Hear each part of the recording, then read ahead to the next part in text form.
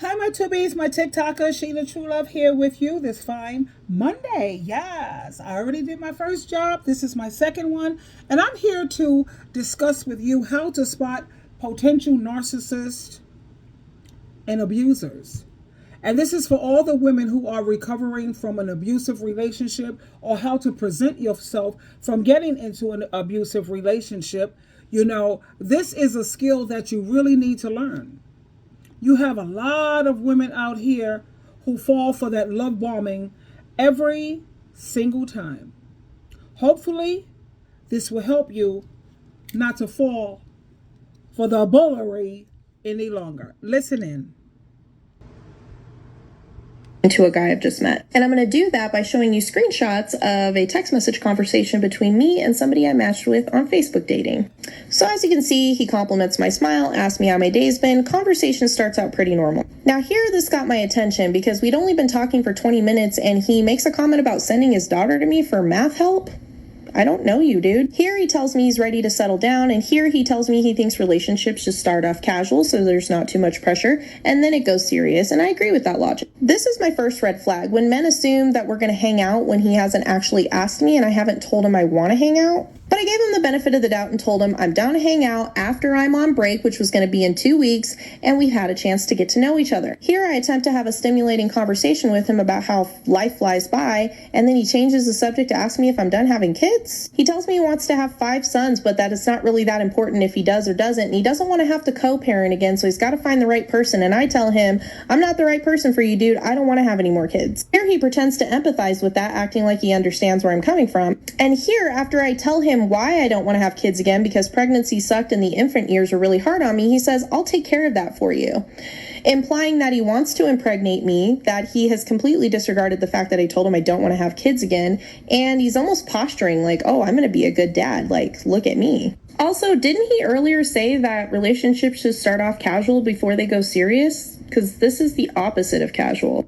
Then he makes a comment about me being hot, which, okay, once in a while hearing that is great, but not multiple times in a 20-minute text conversation. Now, I had just started my Facebook dating profile. I didn't know you had to verify it, so they made my page go dark for a few hours until I verified it. And this was the message I got from him when it came back on. I thought I had lost you forever.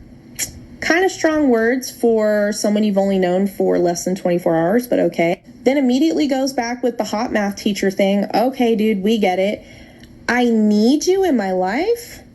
Here he asks me what my plans are for the weekend, and I tell him that my boys are coming home from their dad. Then he makes this comment about how we missed all our free time together the past few weeks. Again, he's making comments that sound like we're already together. Now, this is where I decided to ghost him. Up here, he asks me when my boys are coming home, which I had already answered that question earlier. I tell him they'll be here Sunday, and that was when he decided to shoot his shot and ask me if I was free tomorrow or Saturday, after I'd already told him I would meet up with him in 2 weeks when I was on break, and we've gotten to know each other better. Remember, at this point, we've only been talking for less than 24 hours. I'm not trying to meet up with you tomorrow. I don't know you, dude. Now, in this very short period, he's given me way too many red flags, way too frequently, so I went ahead and ghosted him, and then he starts messaging me over and over and over, Friday, Saturday, and Sunday, even though I'm not responding. Now, that entire text conversation looks pretty innocuous if you don't know what signs to look for, but he was showing me all the signs of someone who could potentially be narcissistic or abusive.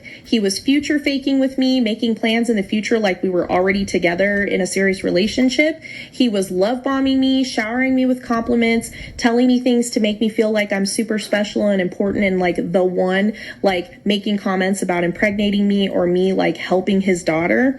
He was also disregarding my needs and wants. I told him I didn't want to have any more kids, and he completely disregarded that. That shows a lack of empathy. Even though I told him that pregnancy and infant years were hard on me, he didn't seem to care about that. It also shows that he doesn't respect my boundaries. Also notice how he wasn't asking questions to get to know me. He was asking questions to get information about me. He wanted to know what my schedule was and where my boys were going to be because he probably wanted to be able to meet up with me so he could sleep with me. Also notice how his words don't match up with his behavior. He tells me he thinks relationships should start off casual so there's no pressure, yet he's pressuring me into having kids with him. He's already talking about impregnating someone he barely knows. He also is talking to me like I'm the love of his life already. I need you in my life. I thought I lost you forever. He also says he doesn't want to have to co-parent and wants to find the right one, yet he's talking about having babies with a woman he barely knows. That's the surefire way to have to co-parent with someone. Remember, this entire text conversation happened in a span of about 2 hours. This man doesn't know me, but he's very impatiently trying to get me to meet up with him. I was very clear with him that I didn't want to meet up until 2 weeks from now and after we'd had a chance to talk, because I wanted to wait until break, and that wasn't good enough for him. So when he realized that I was probably ghosting him, he finally got the courage to flat out ask me to hang out on a weekend that I told him I was not available to hang out with him. Once again, disregarding what I said, disregarding what I wanted. Also remember that the first 2 times he mentioned us hanging out, he hadn't actually asked me if I wanted to hang out with him. So he was making an assumption that we were going to hang out because A, he didn't have the confidence to actually ask, so he was trying to do it in a soft way so he could bypass the rejection part. And B, when you don't just straight out ask and risk the rejection, to me, that tells me that you don't really value consent. You're going to just kind of push forward on something and just see how I respond to that. That tells me that consent to you does not matter. Now, of course, I can't say for certain if this man is a narcissist or abuser because I don't really know him, but the fact that he is showing me all of the signs in such a short period of time on a dating app where you're supposed to be putting your best foot forward, this is supposed to be his representative. I don't even actually really know or will actually see who he is until later on. So if he's already displaying signs of not respecting my boundaries, disregarding things I said, not valuing consent, future faking and love bombing me now, it only gets worse from here. If he's already showing me signs that he doesn't respect me, why would I push forward with this relationship and risk being with a potential narcissist or abuser? So that's why I ghosted him, because I don't think I owe him an explanation. I don't owe people who don't respect my boundaries and disregard everything I say an explanation for why I don't want to talk to them anymore. Now, if you don't know what to look for, you might read these text messages and think, she's overreacting, it's no big deal. You might even think that some of the things he said were a little romantic. That's what I used to think too.